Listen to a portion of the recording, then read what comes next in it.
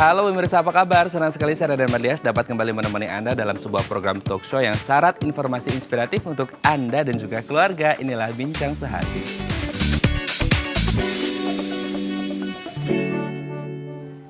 Ya pemirsa, di tengah pandemi COVID-19 di Indonesia muncul sebuah tren baru yang cukup menyita perhatian kita semua, yaitu bersepeda alias goes. Banyak yang mungkin menjadi motivasi mereka bersepeda, entah untuk alasan olahraga, bike to work untuk bekerja, atau sekadar gaya sebagai pergaulan sosial. Tapi apapun alasannya, yang pasti bersepeda memiliki manfaat baik untuk kesehatan kita, terutama untuk kesehatan tulang. Nah, inilah topik yang akan kita bahas hari ini, manfaat bersepeda bagi kesehatan tulang. Namun sebelum kita membahas lebih dalam tentang topik kita hari ini, kita akan membahas beberapa fun fact fakta seputar sepeda ya. Kita lihat yang pertama. Sepeda pertama diproduksi di tahun 1885. Ini 2020. Jadi kalau 1885 berarti kurang lebih sudah ada sekitar 135 tahun. Wah, ini sudah tua sekali ya. Jadi memang sejarah sepeda ini sudah panjang sekali dari 1885. Oke, kita lanjut ke fun fact yang kedua. Jumlah pengguna sepeda di seluruh dunia ini mencapai lebih dari 1 miliar orang. Berarti kalau jumlah penduduk di seluruh dunia saat ini kurang lebih sekitar 7,7 miliar orang. Berarti kalau 1 miliar itu kurang lebih di angka 12,9 sampai 13%. Wah, lumayan banyak juga ya. Oke, mungkin Anda salah satu dari 13% tersebut. Oke, kita lanjut ke fakta yang ketiga. Desain sepeda. Nah, ini mungkin kalau kita melihat di lapangan banyak sekali desain sepeda antara yang perempuan dan juga laki-laki. Tapi kalau diamati lebih mendalam, ternyata desain perempuan, sepeda perempuan ini tidak sehorizontal seperti sepeda laki-laki pada umumnya. Kenapa? Karena ini terinspirasi dari kalau perempuan itu biasanya pakai rok. Jadi harus ada melengkungnya supaya bisa memfasilitasi si rok dari si perempuan ini sendiri ya. Jadi memang itu perbedaan yang paling mencolok dari sepeda pria dan juga sepeda wanita. Oke, kita lanjut ke fakta yang selanjutnya yang keempat. Nah, ini yang unik, sepeda terpanjang di dunia. Ada sebuah sepeda panjangnya mencapai 42 meter. Ini saya ngebayangin gimana ya cara mengendarai sepedanya 42 meter dan harus berapa orang gitu kan. Harus berapa banyak tempat duduk yang harus disediakan untuk menggoes itu sepeda sepanjang 42 meter. Mungkin nanti kita bisa coba bareng-bareng atau kita bikin rekor yang baru 45 meter. Nggak tahu ya. Oke, kita lanjut ke fakta selanjutnya yang kelima. Nah, ini yang sering dicari orang ketika mereka bersepeda adalah untuk membakar kalori. Tapi tahukah Anda berapa kalori yang terbakar kalau kita bersepeda? Ini menurut artikel yang saya baca, ternyata di kecepatan 19 sampai 22 km per jam, agak ya ngebut dikit lah ya, itu terbakar 544 kalori. Nah, bagi Anda yang juga ingin menguruskan badan juga nih lebih banyak terbakar kalorinya, Anda bisa meningkatkan kecepatannya menjadi 22 sampai 26 km per jam. Kalori yang terbakar adalah sekitar 680 kalori. Jadi Anda bisa mengira-ngira berapa banyak kalori yang mau Anda bakar disesuaikan dengan kecepatannya ya. Kita lanjut ke fun fact selanjutnya. Bersepeda itu bisa mengurangi stres. Jadi bersepeda itu bisa memunculkan atau meningkatkan hormon endorfin yang bisa membuat kita menjadi senang, menjadi tenang. Apalagi nih kalau kita lagi bersepeda terus kita melewati tempat-tempat yang pemandangannya indah, itu enak banget. Jadi bisa mengurangi stres dan bikin kita jadi rileks dan bahagia.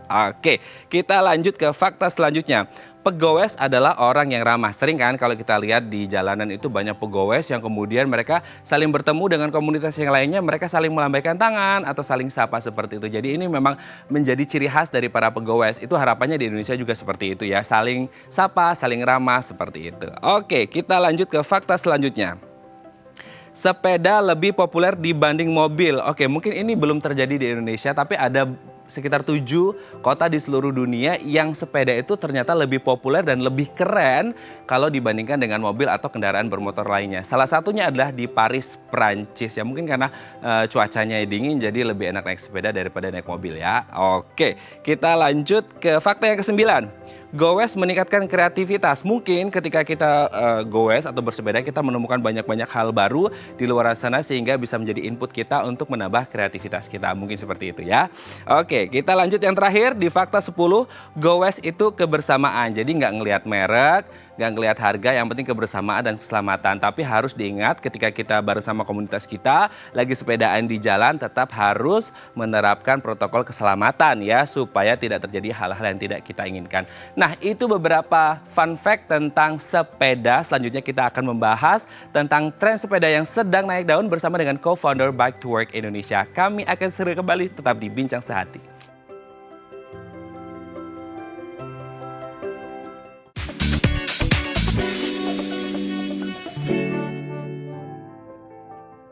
Baik, Anda masih bersama kami di Bincang Sehati dan kita masih membahas topik kita hari ini, manfaat bersepeda bagi kesehatan tulang. Kalau tadi di segmen sebelumnya kita sudah membahas beberapa fun fact tentang sepeda, kali ini di segmen kedua kita akan membahas tentang tren sepeda yang lagi naik daun terutama di Indonesia, dan telah terhubung bersama kami via sambungan Zoom Mas Toto Sugito selaku co-founder Bike to Work Indonesia. Kita langsung sapa. Halo, selamat pagi Mas Toto.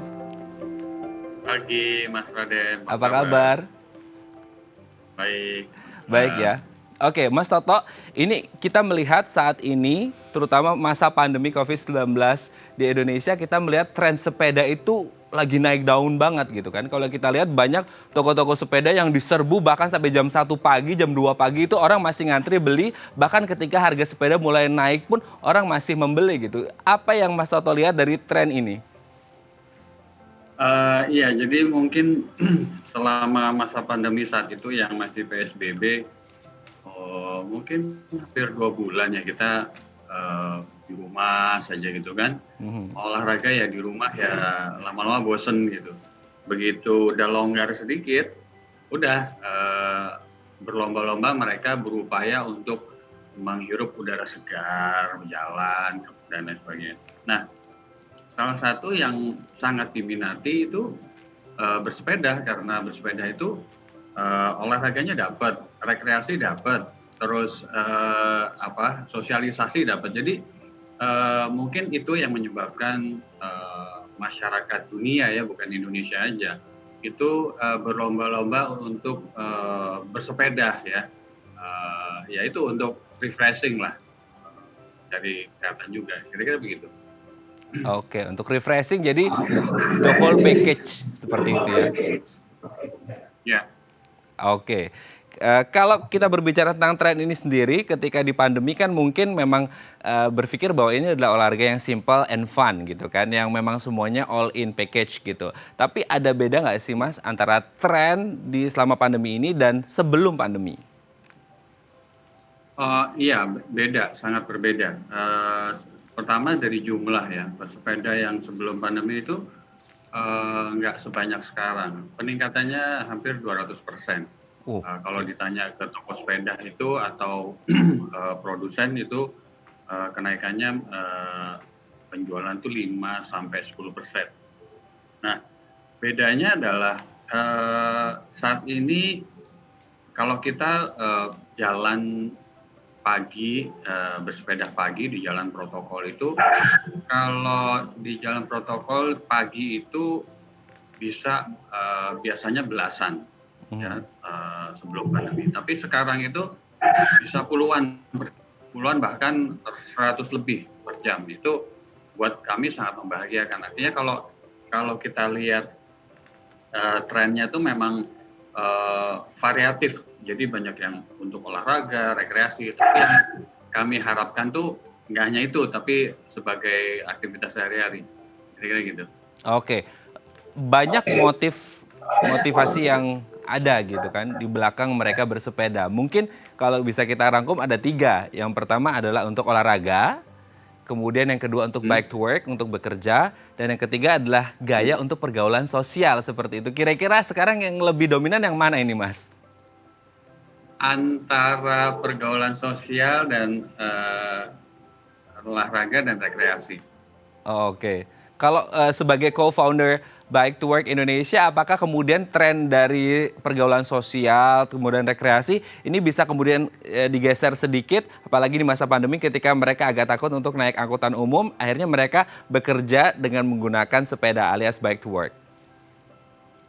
Nah, ini sebenarnya PR besar kita nih, Mas Raden.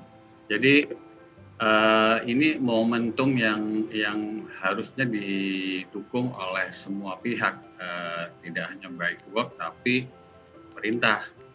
Jadi bagaimana sekarang yang populasi yang luar biasa ini bisa tidak hanya tren atau tidak seperti jamur di musim hujan. Jadi Betul. harus dirawat, harus di-maintain supaya mereka itu tetap mau bersepeda. Apalagi kalau diberikan fasilitas oleh pemerintah. Mhm.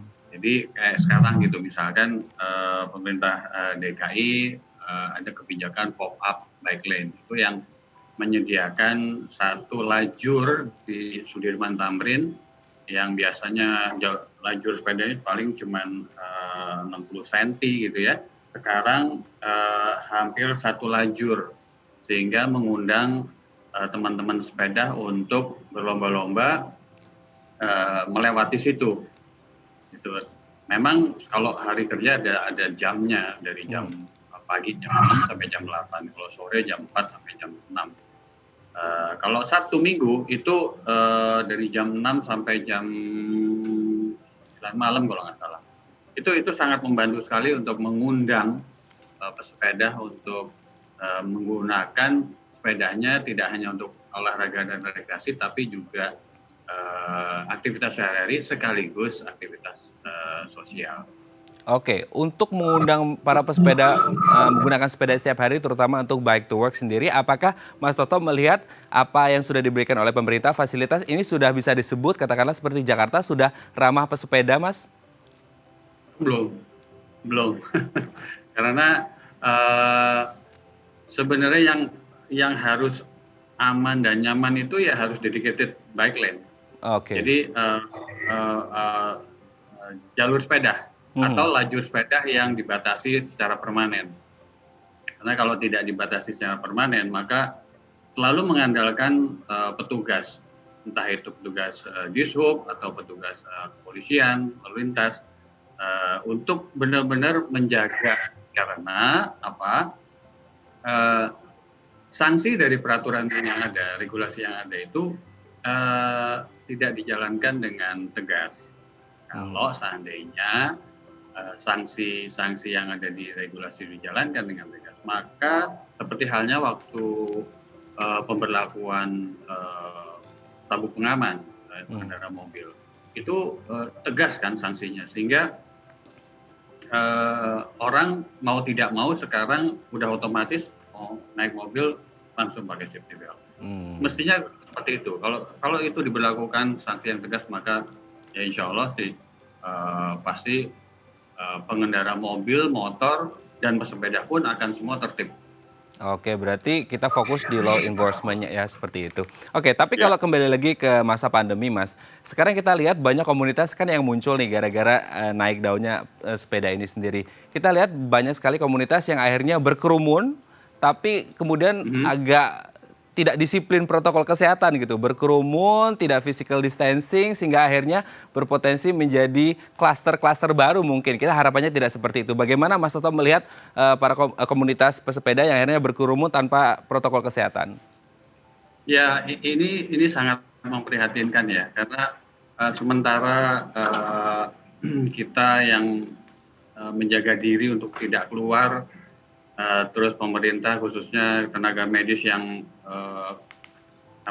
kerja keras untuk mengobati.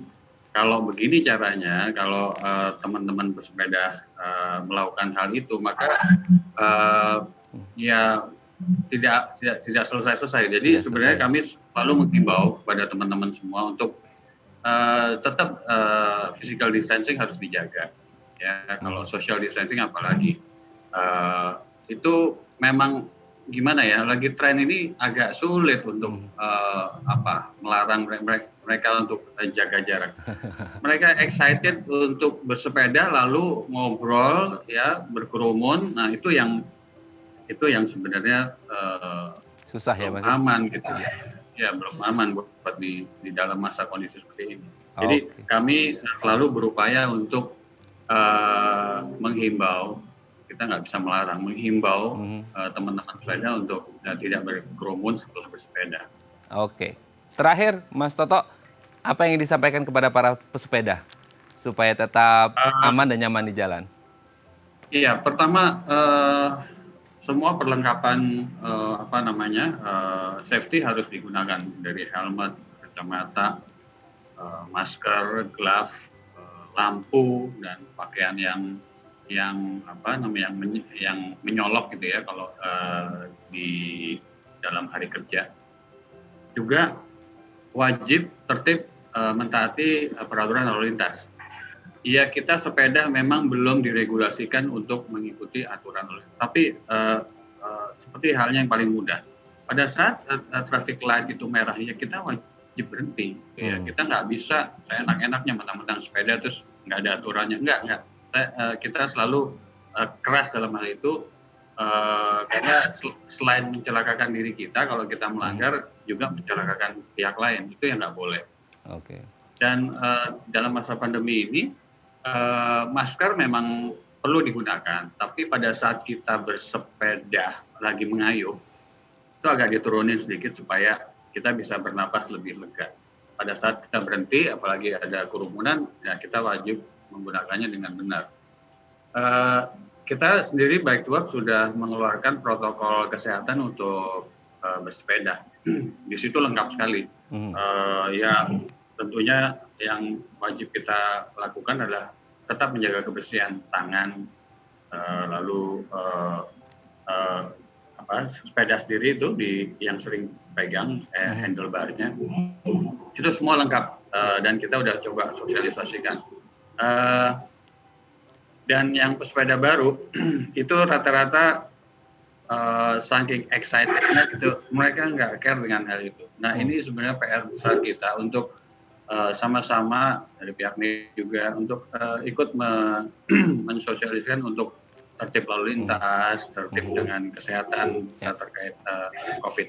Kira-kira gitu. Oke, berarti sehatnya dapat, sosialnya dapat, hiburannya juga dapat. Terima kasih Mas Toto, semuanya dapat ya. Terima kasih Mas Toto Sugito selaku co-founder Bike to Work Indonesia. Sehat-sehat terus, salam untuk keluarga.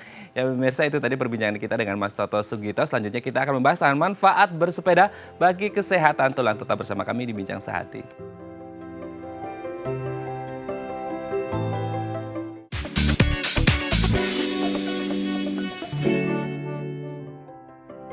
Baik, Anda masih bersama kami di Bincang Sehati dan kita masih membahas topik kita hari ini, manfaat bersepeda bagi kesehatan tulang. Bagi Anda yang memiliki pertanyaan, Anda bisa menghubungi kami di nomor 0212903244 atau DM Instagram kami di @bincangSehati.tv. Anda juga bisa menyaksikan program ini secara live di live Instagram Bincang Sehati di @bincangSehati.tv. Oke, telah hadir bersama kami di studio Bincang Sehati Dr. Pradana Wijayata SPOT, spesialis ortopedi dari Mayapada Hospital Tangerang. Kita langsung sapa, selamat pagi Dok, apa kabar? Selamat datang di Bincang Sehati Dok. Dok, ini kita lagi happening banget nih di Indonesia, apalagi khususnya di Jakarta dan beberapa kota besar yang lainnya, tren bersepeda di tengah pandemi seperti saat ini. Tapi kalau di luar ngomongin pandeminya, sebenarnya manfaat terbesar dari bersepeda, olahraga sepeda itu apa sih Dok? Manfaatnya itu sangat banyak ya. Sangat banyak. Terutama itu akan meningkatkan kebugaran tentunya secara umum ya. Betul. Itu namanya level fitness. Jadi akan meningkatkan level fitness kita. Nah, terus secara spesifiknya khususnya itu akan meningkatkan kekuatan tulang kita. Walaupun ini sebetulnya masih kontroversial ya. Oh gitu. Ya. Kenapa kontroversial ini Dok? Apakah karena memang dampaknya ke tulang seperti apa? Karena ini gini. Jadi kalau tulang itu akan semakin padat apabila kita beli rangsangan. Rangsangannya berupa apa? Itu berupa tekanan. Ya. Makin besar tekanan pada tulang, makin rangsangan itu makin besar, tulang itu makin padat. Nah, itu salah satu cara-cara kita olahraga untuk mengurangi resiko osteoporosis itu. Nah, dalam hal bersepeda nih, kita kadang-kadang beban badan kita kan pada sadelnya. Ya betul. Pada sadel, bukan pada tumpuan pada kaki ya. Nah, pada sadel. Nah, ini menurut beberapa penelitian, nah ini masih terus meneliti ya. Itu tidak cukup bebannya untuk meningkatkan massa tulang. Oh gitu. Ya. Nah, itu penelitian terakhir begitu. Mhm. Ya, tapi ini bisa ini dengan cara mungkin kita tidak harus bersepeda aja. Oh, tapi Ya. diimbangi dengan yang lainnya. Diimbangi dengan lain seperti jalan kaki atau running misalnya, atau olahraga yang high impact itu sangat bagus untuk kesehatan tulang. Mhm. Tapi di luar itu sebetulnya sepeda banyak sekali manfaatnya. Oh, oke. Selain itu juga kekuatan otot. Betul. Apalagi otot-otot dari waist ke bawah ya, dari pinggang ke bawah seperti otot-otot paha, otot-otot kaki ya, quadriceps, hamstring segala macam. Terus otot-otot tulang belakang. Nah, itu meningkatkan kekuatan itu. Selain itu juga meningkatkan kemampuan untuk keseimbangan. Oh, Ini perlu nih. Keseimbangan, koordinasi. Selain itu juga jantung. Oh, jantung juga? Ya, jantung. Itu olahraga yang kalau kita serius ya, itu olahraga aerobik yang bisa meningkatkan kemampuan jantung. Selain itu banyak lagi faktor-faktor resiko yang bisa, misalnya hipertensi, ya, mengurangi risiko diabetes gitu ya. Banyak ya. Bahkan ada penelitian yang bilang mengurangi risiko untuk terjadinya kanker. Dari bersepeda itu sendiri? Iya, si payudara. Dan orang meneliti itu. Apalagi kan saat ini kan lagi-lagi ini booming ya. Ya, Booming. betul. Oke, tapi kalau untuk efek yang begitu luar biasa pada kesehatan sampai ke kanker, jantung, diabetes seperti itu, kalau kaitannya dengan durasi bersepeda yang memang manfaat untuk kesehatannya katakanlah seperti spesifik ke tulang, itu durasi yang ideal seperti apa sih, Dok? Apa mungkin setiap orang itu berbeda untuk durasi bersepedanya sehingga efek ke kesehatan tulangnya juga berbeda-beda? Ya, yang penting durasi ini tujuan kita apa? Kita mau apa nih? Disesuaikan gitu ya? Ya, kita mau apa nih? Ini kita bersepeda ini mau apa? Mau meningkatkan kebugaran atau sekedar santai-santai ya? Kalau ini sepeda ini bisa sebagai salah satu sarana untuk meningkatkan level of fitness. Jadi meningkatkan kebugaran. Nah, itu perlu durasi, itu perlu aturan, perlu koridor ya. Supaya kita dalam hal meningkatkan itu kita nggak terlalu push. Kalau kita terlalu push ya, malah membahayakan. Malah bahaya, oke. Terutama buat seperti jantung ya. Jadi itu ada koridor-koridornya. Bagaimana caranya? Ya itu kita lihat dulu nih intensitasnya. Yang penting untuk meningkatkan kebugaran itu adalah yang penting rutinitas. Rutinitas, konsistensi itu konsistensi. Ya, misalnya untuk level intensitas yang sedang. Ya. Misalnya intensitas sedang itu kita minimal 150 menit per minggu. Ya, untuk rutinitasnya itu bisa dibagi misalnya 2 hari atau 3 hari dalam seminggu. Ya, tergantung kebutuhan kita ya, atau kesempatan kita untuk itu. Nah, kita ini termasuk yang bisa mau intensitas yang mana. Nah, dari setelah kita tetapkan ini, kita mampunya segini nih, paling intensitas sedang. Nah, kita mesti punya target dong. Betul. Ya, nanti misalnya 2-3 bulan lagi saya mau naik lagi ke level yang intensitasnya lebih tinggi. Ya. Nah, tapi itu ada ini. Untuk menentukan intensitas itu yang cara gampangnya ada yang secara subjektif. Misalnya kalau intensitas ringan, Mas Matt ini intensitas ringan, kalau main sepeda masih bisa nyanyi-nyanyi, ya gitu. Nah, itu intensitas ringan ya. Tapi kalau udah nggak bisa nyanyi, tapi masih bisa ngobrol, say hi, say hello sama teman, itu intensitasnya udah mulai sedang. Ya. Okay. Udah meningkat lagi, udah nggak sempet lagi ngobrol-ngobrol, boro-boro ngobrol ya. Nah, itu paling 1-2 patah kata aja, udah sesek. Nah, itu intensitas yang berat. Oh, udah berat. Nah, kalau udah kemampuan kita ukur, nah kita misalnya nih punya target nih, berapa 2-3 bulan lagi intensitas kita makin lama makin berat dong. Nah, itu level fitness kita akan makin meningkat juga. Oke, memang berarti ada level-levelnya seperti itu ya. Nah, ini yang perlu juga diketahui nih bagi yang suka goes nih ya. Secara objektif kita juga bisa menilai intensitas ini dengan cara misalnya dengan rumus 220 dikurang umur, kita akan dapatkan heart rate atau detak jantung maksimal Maksimal. 220 Dikurang umur. Ya, kita akan dapatkan itu heart rate maksimal kita. Maksimalnya itu ya. Nah, batas kita misalnya untuk yang intensitas sedang misalnya itu 50 sampai 70% dari detak jantung maksimal kita. Misalnya kita umur 20, 200, ya kan? Jadi heart rate maksimal kita kan 200 kurang 20. 220 kurang 20. Ya, tadi kan rumusnya 220 kurang umur ya. Dapat 200. Jadi 50% sampai 70% dari 200 itu intensitasnya sedang. Jadi taruhlah 50%. Berarti heart rate kita 100 kali per menit. Nah, itu kita udah memasuki intensitas yang sedang. Ya. Oke ya. Nah, ini untuk menentukan nanti lain kali saya mau intensitasnya yang lebih berat. Oh, oke. Oke, Dok, ini sudah ada pertanyaan di Instagram, kita cek terlebih dahulu di layar.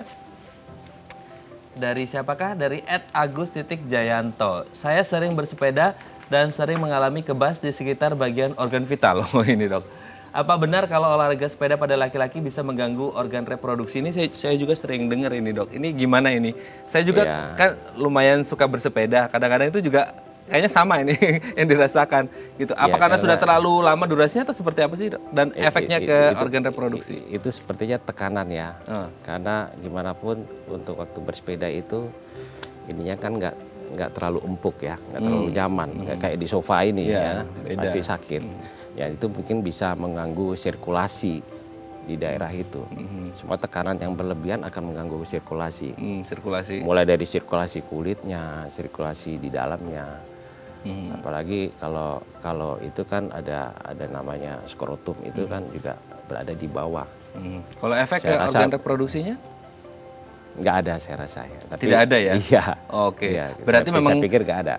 Mitos aja itu ketika orang berbicara bahwasanya olahraga sepeda itu bisa ngefek ke organ reproduksi, terutama pria, itu mitos belaka ya, Dok ya? Iya. Oke. Karena tidak tergantung sama itu. Iya, tidak tergantung sama itu. Kesuburan itu nggak tergantung sama itu. Oh, masih banyak faktor yang lainnya, tidak hanya tentang sepeda ya. Oke, semoga bisa menjawab pertanyaan dari Pak Agus Putranto kalau tidak salah tadi ya. Terima kasih Pak Agus sudah bergabung bersama kami. Nanti kita akan lanjut lagi perbincangan kita tentang manfaat sepeda bagi tulang ya, Dok ya. Bagi Anda yang memiliki pertanyaan, Anda bisa menghubungi kami di nomor 0212903244 atau DM Instagram kami di @bincangsaati.tv. Kami akan segera kembali.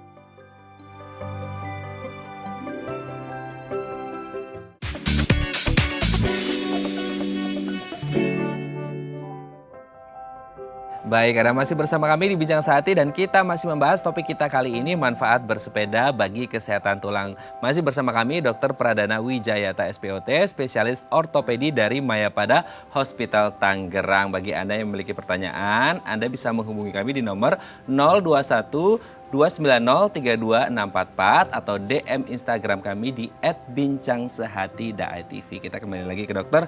Dok, ini kalau kita berbicara tentang manfaat sepeda pada kesehatan tulang, ini ada beda nggak sih, Dok, ketika kita bersepeda niatnya untuk kesehatan tulang antara usia produktif dan yang lansia pada kesehatan tulang? Oh gitu ya. Ya prinsipnya tadi ya, kesehatan tulang itu adalah masa tulang ya. Artinya makin padat tulang itu makin sehat, tulang itu makin kuat ya. Nah, ini pada lansia tentunya mesti disesuaikan ya. Dengan kemampuannya juga ya. Misalnya biasanya itu untuk mereka itu biasanya itu lebih bagus seperti jalan kaki. Satu ya. Yang kedua adalah kan kalau lansia ini kan untuk bersepeda juga kadang-kadang punya resiko ya. Agak berat juga ya. Agak berat juga karena di situ ada faktor keseimbangan, ada faktor koordinasi, terus pandangan, refleks dan sebagainya. Nah ini mesti dilihat dulu ini kalau punya masalah dengan keseimbangan. Nah ini mesti ya janganlah bersepeda yang ada risikonya. Apalagi orang tua kalau jatuh gampang patahnya. Ya. Sudah rapuh. Sudah rapuh kan, udah osteoporosis. Oke. Gitu. Tapi kalau berbicara tentang mereka yang belum mampu mengukur kemampuan mereka sehingga akhirnya melakukan sepeda terus-menerus dengan harapan bahwasanya sehat, tapi akhirnya terlalu over, itu kan juga tidak baik seperti itu. Tapi kalau bersepeda terus-menerus hingga akhirnya over, apakah dapat menyebabkan osteoartritis atau ada dampak yang lain? Ya, nah itu yang saya bilang tadi, kita punya koridornya yang aman buat jantung, jangan melebihi kemampuan kita. Yang tadi yang rumus saya kasih 220 kurang umur itu dapat detak jantung maksimal. Jadi kalau kita mau intensitasnya sedang dulu, nah itu 50-70% daripada itu. Kalau intensitasnya berat 70-85% dari yang denyut jantung maksimal itu. Jadi jangan sampai ngelewatin itu. Kenapa? Karena kalau udah ngelewatin itu risiko. Untuk ininya risikonya akan ya berbahaya lah. Ya. Kemarin juga saya sempat lihat ada berita itu ada pesepeda yang di Jawa kalau tidak salah yang tiba-tiba dia sendirian sudah jatuh, sudah meninggal, entah karena kelelahan atau karena ada serangan jantung. Itu terlalu kita nggak juga. tahu. Ya, kita buat. Makanya itu ada batasan-batasannya di mana kita jangan olahraga ini menjadi ya justru membahayakan kan. Ya, karena melewati threshold itu tadi, ambang batas itu. Nah, ini yang perlu diwaspadai. Makanya penting kalau kita melakukannya sepeda itu, jangan langsung goes, apalagi bagi pemula. Semua olahraga itu mesti secara gradual. Makin lama intensitasnya makin tinggi. Mulai dari bawah dulu. Kalau misalnya 10 kilo kita udah ngos-ngosan ya jangan, kurangin dulu. Itu akan pasti meningkat. Asal tadi rutin. Dan intensitasnya kalau kita mau mencapai level yang tinggi, kita harus makin lama makin meningkat. Bertahap ya? Bertahap. Awalnya misalnya 15 kilo. Jadi kalau kita melakukan naik sepeda 15 kilo, sekitar 15 km per jam, dalam 1 jam ya, nah itu di jalan datar itu biasanya itu intensitasnya sedang. Nah kalau lebih dari 15 km per jam, ya dengan medan yang naik ya, yang datar naik nah itu udah masuk intensitas yang berat. Nah untuk mencapai ini kan kita mesti mulai dulu nih. Betul. Dari sini, dari bawah dulu ya, jangan langsung goes. Wah, kan banyak yang tadi bilang ya, yang excited banget ya, wah temannya ini udah biasa naik sepeda, naik turun bukit, nah, dia ngikut nih. Baru nih, newbie ya. Itu bahaya. Oh, itu bahaya ya. Memang harus disesuaikan dengan kadar kemampuannya. Oke dok, ini sudah ada telepon, kita coba angkat. Halo, selamat pagi. Dengan siapa di mana? Halo, selamat pagi.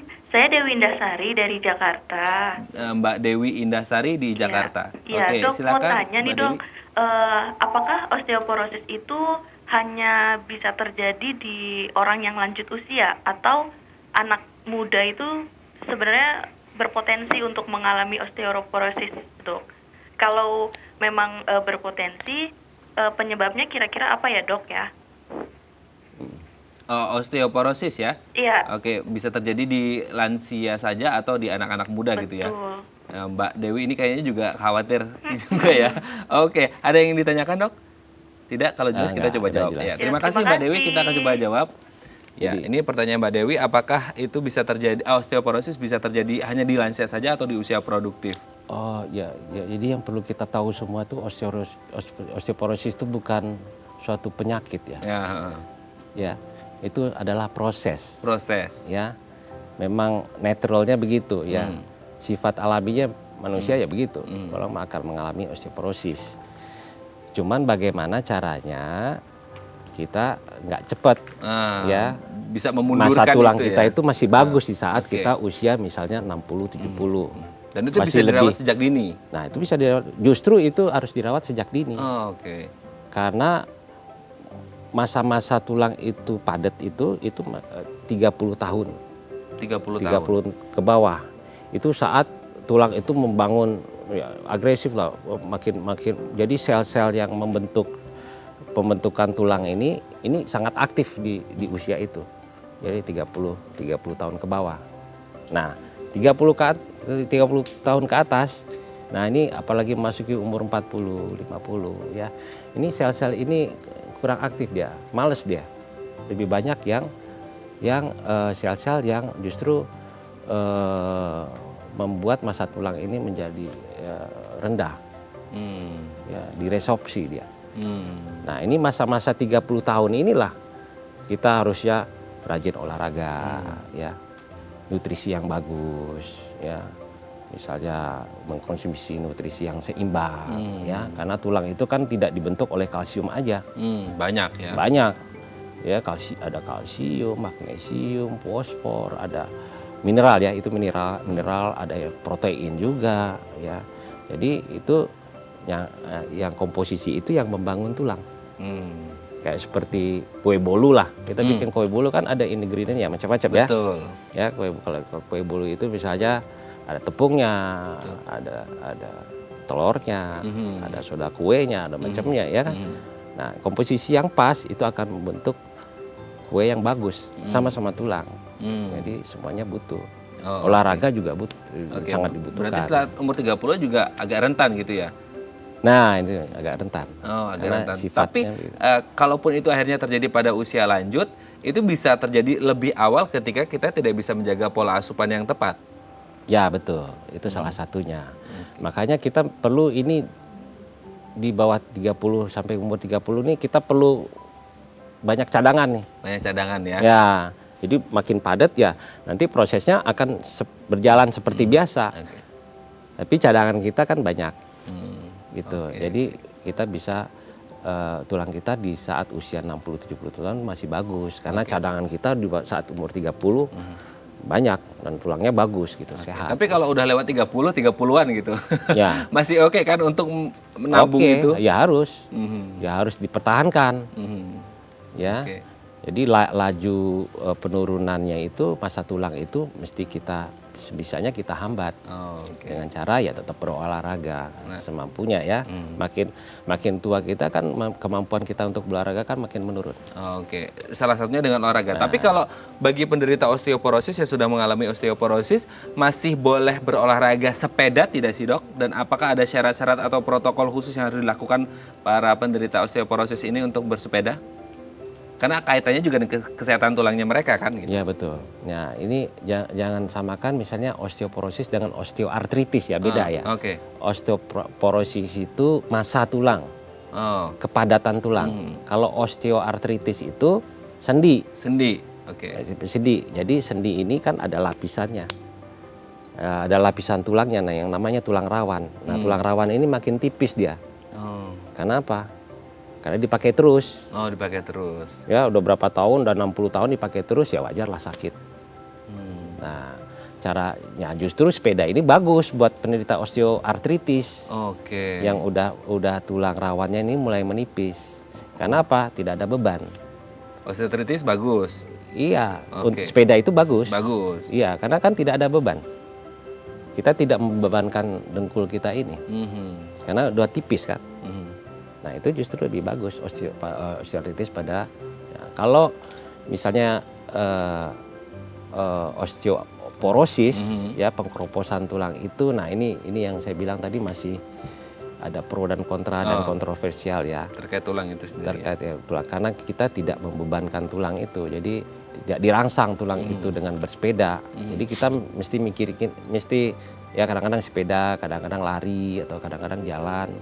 Karena lari itu lebih bagus untuk osteoporosis ya. Ya, itu lebih bagus.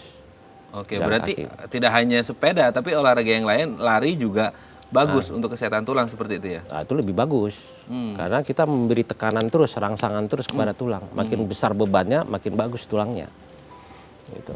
Oke, tapi kalau kita berbicara tentang saat ini kan pandemi nih, Dok. Ya. Terus kemudian olahraga sepeda juga lagi booming gitu kan. Mungkin memang salah satu tujuan mereka adalah sehat gitu kan. Salah satunya mungkin yang orang paham dengan ilmu kesehatan tulang itu sendiri seperti itu. Tapi kalau kita berbicara tentang bersepeda, olahraga, konteksnya apakah itu olahraga atau kemudian untuk bekerja atau kemudian untuk sosial aja, untuk gaya seperti itu, kemungkinan ketika mereka berolahraga dengan berkerumun tadi sebenarnya sudah saya tanya juga, itu apakah kemudian ini bisa berpotensi tertular COVID juga ketika memang mereka saling berkerumun seperti itu? Ya pastilah. Pasti ya. Lebih besar daripada kita tidak berkerumun kan. Itu Makanya udah ini. Harus yang penting protokol kesehatannya dipatuhi. Ya, seperti itu. Ya, Boleh berolahraga physical, tapi juga harus tetap patuh physical protokol kesehatan. itu pakai masker segala macam itu ya dipatuhi aja. Oke, olahraga boleh tapi juga tetap harus patuh protokol kesehatan. Oke, Dok, nanti di segmen selanjutnya kita akan membahas bagaimana caranya membuat kesehatan tulang kita semakin baik dalam beberapa tips yang akan kita tampilkan ya, Dok ya. Bagi Anda yang memiliki pertanyaan, Anda bisa menghubungi kami di nomor 0212903264 atau DM Instagram kami di @bincangsehati.itv. Kami akan segera kembali.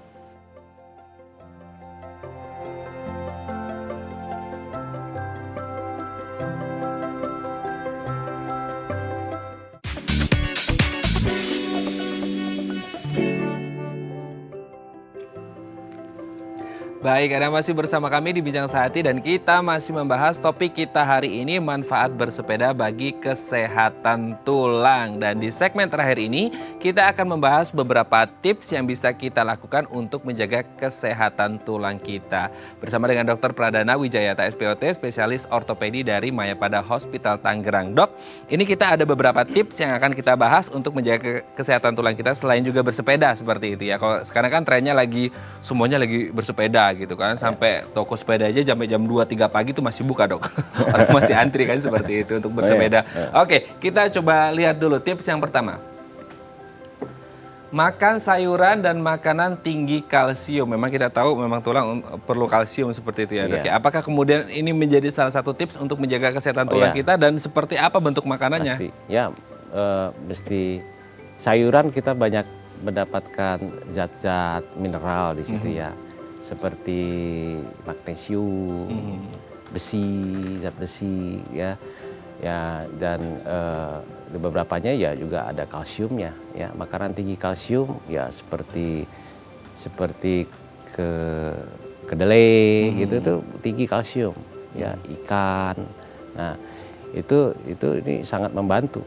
Sangat membantu ya. Sangat membantu. Ini absolutely gitu. Jadi memang tidak hanya fokus di olahraganya saja, katakanlah seperti sepeda, tapi asupannya nggak baik. Iya. Gitu. Itu juga sama aja bohong ya, Dok. Ya. Harus seimbang antara olahraga fisik dan asupan yang masuk ke dalam tubuh kita juga harus seimbang yang baik-baik. Berarti memang harus pola hidupnya juga harus menyeluruh yang sehat ya. Ini kan bahan-bahan yang kita perlukan untuk si tubuh itu membentuk tulang yang baik. Gitu. Jadi koordinasi lah ya. Gitu ya. Jangan olahraga sepeda tapi makannya junk food. Iya. Betul. Oke, kita lanjut ke tips yang kedua.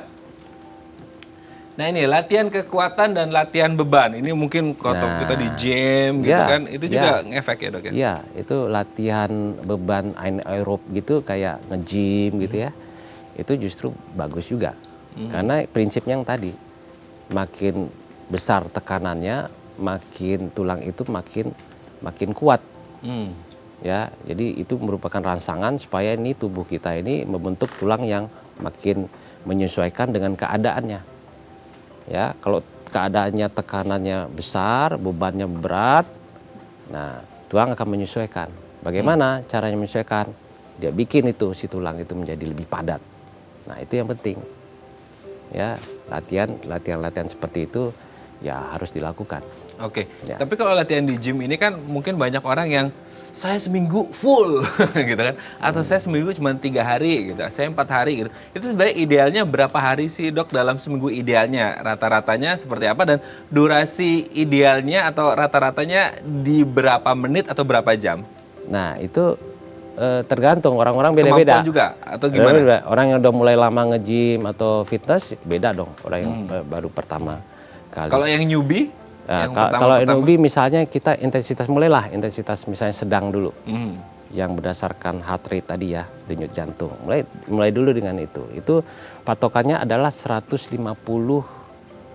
menit per minggu. 150 menit per minggu? Iya, durasinya.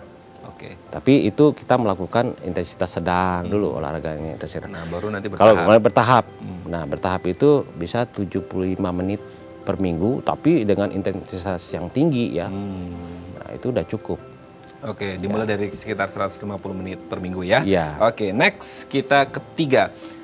Penuhi kebutuhan vitamin D dan K. Ini biasanya orang berjemur pagi untuk mendapatkan sinar Betul. matahari. Itu yang cara mudah dan murah. Mudah.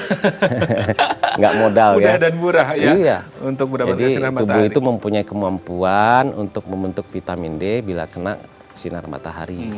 Nah, vitamin D ini berfungsi untuk membantu penyerapan kalsium di dalam usus. Oke.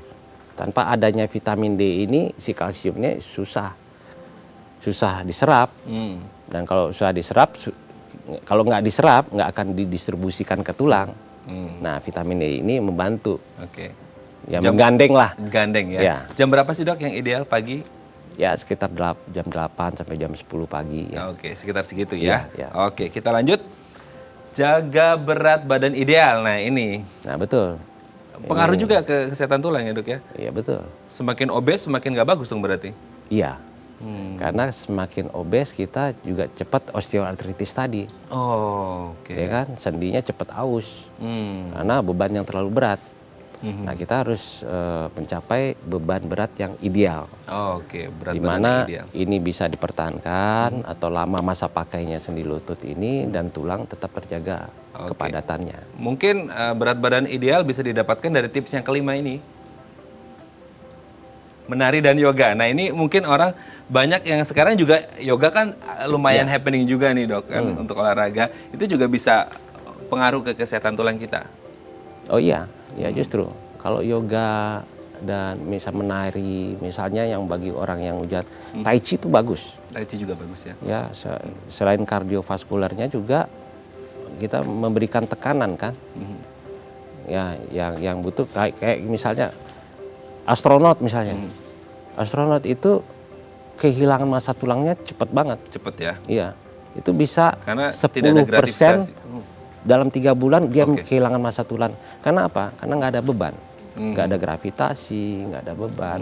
Dengan yoga kan kadang-kadang tuh ada yang Angkat. Oh iya. angkat dengan Menahan tangannya berat aja badan. bisa. Nah, itu bagus. Itu bagus ya. Berarti Untuk intinya kakinya menumpu pada kaki, pasang kuda-kuda itu gitu. berarti bagus. Bagus buat. Itu tadi bisa dilakukan ya untuk menjaga kesehatan Ya, tulang. ya. Baik, terima kasih dokter terima sudah kasih. hadir di Bincang Sehati. Semoga bermanfaat untuk kita semuanya. Baik pemirsa, bagi Anda yang memiliki kritik dan saran, Anda bisa menghubungi kami di nomor 0889 8100 5000 atau Facebook dan juga Instagram kami di @bincang-sehati.tv. Saya Radha Madlias pamit, sampai jumpa dan selamat beraktivitas.